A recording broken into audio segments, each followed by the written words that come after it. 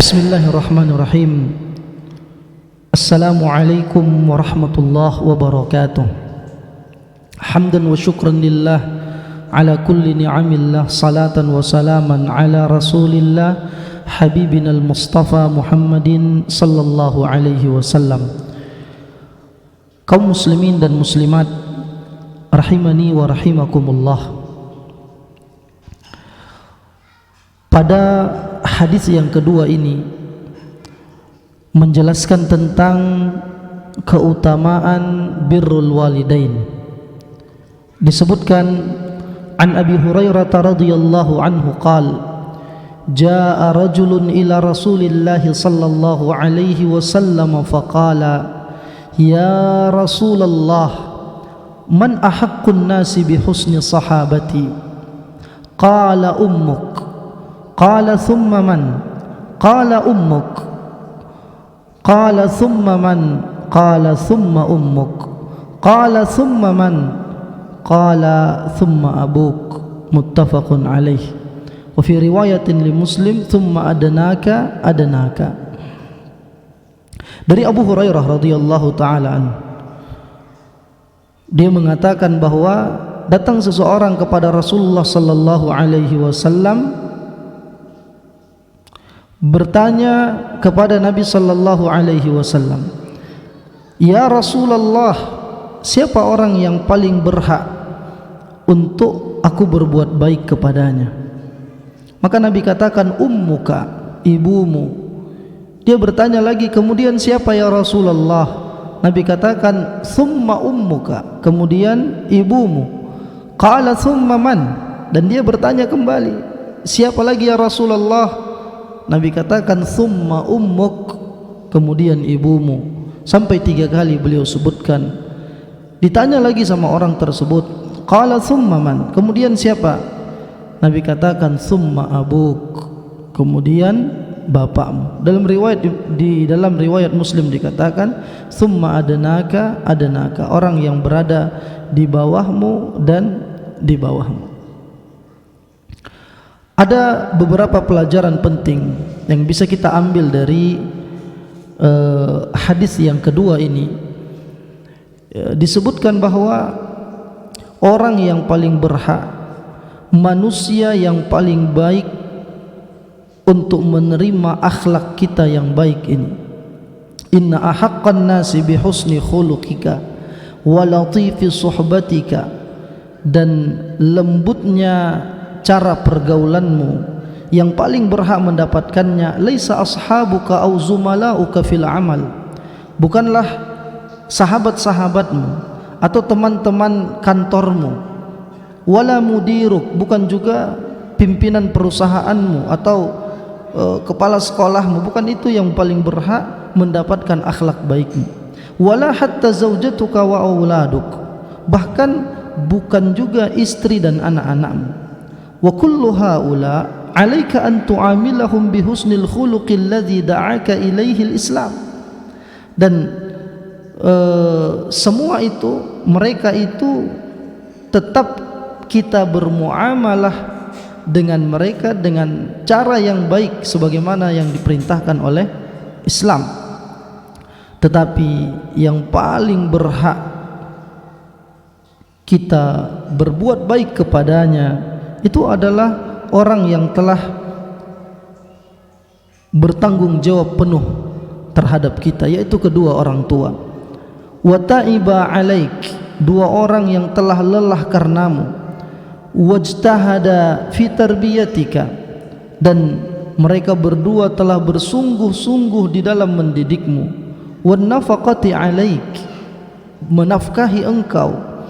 Wa man rafa'allahu haqqahum hatta ja'alahu maqrunan bihaqqihi jalla fi'ula.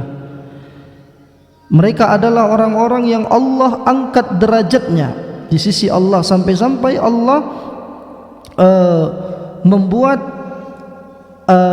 wajibnya kita berbakti kepada orang tua itu haknya sama seperti kita beribadah kepada Allah Subhanahu wa taala. Sering disandingkan perkara yang dua ini. Ya, sebagaimana Allah Subhanahu wa taala sebutkan di dalam surah Al-Isra ayat 23, wa qada rabbuka alla ta'budu illa iyyah wa bil walidaini ihsana. Dan Rabbmu telah menetapkan agar engkau tidak beribadah kecuali hanya kepada Allah. Kemudian dan berbaktilah, berbuat baiklah kepada kedua orang tuamu. Allah menetapkan bahwa kalian harus wabil walidaini ihsana, berbuat baik kepada kedua orang tua. Bahkan di dalam surah Al-An'am ayat 151 juga disebutkan, qul ta'alau atslu ma harrama rabbukum alaikum.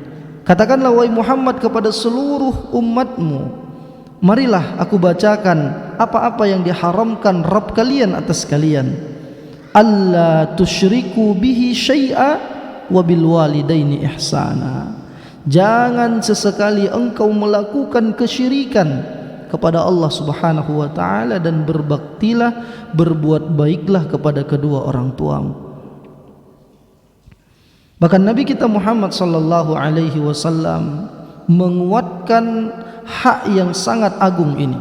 Beliau mengulang-ulanginya bagi orang-orang yang datang bertanya, "Fawajibun 'alal auladi wujuban mutaakkidan an yuhsinu suhbata liwalidaihim."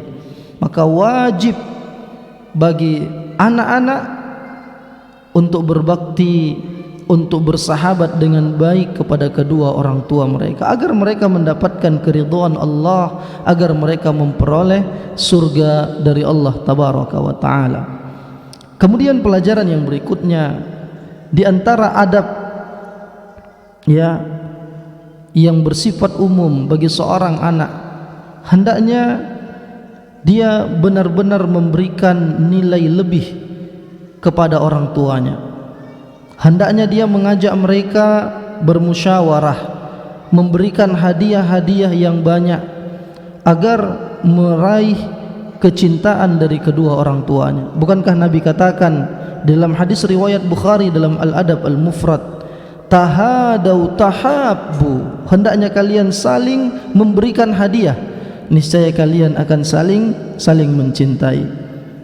Wala yad'uhuma bismihima, jangan kalian panggil nama orang tua kalian, jangan sebut namanya di hadapannya. Wala yajlisu qibalahuma, jangan duduk di depannya, jangan berjalan di depannya kecuali hendak menghilangkan gangguan di jalan misalnya. Hendaknya dia bukakan pintu untuk orang tuanya, membantu kedua orang tuanya, menjawab panggilan dari orang tuanya, wa yatakallamu ma'ahuma bilinin wa lutf. Hendaknya dia berbicara kepada kedua orang tuanya dengan lemah lembut. Wala yaqta' haditsahuma, jangan dia potong pembicaraan keduanya atau menyalahkan keduanya. Dan sebagai seorang anak, hendaknya kita berusaha sedaya mampu untuk menyenangkan hati orang tua kita, ya. Karena mereka menyukai anak-anak yang saleh, anak-anak yang melaksanakan ibadah salat, berteman dengan orang-orang yang saleh, ya. Dan dengan itu kita bisa menggapai birrul walidain. Pelajaran yang berikutnya jamaah sekalian, azani Allah wa iyyakum jami'an, di antara tanda keutamaan yang besar dari birrul walidain, Allah Subhanahu wa taala mendahulukan hak orang tua dibandingkan jihad yang tidak wajib. Disebutkan di dalam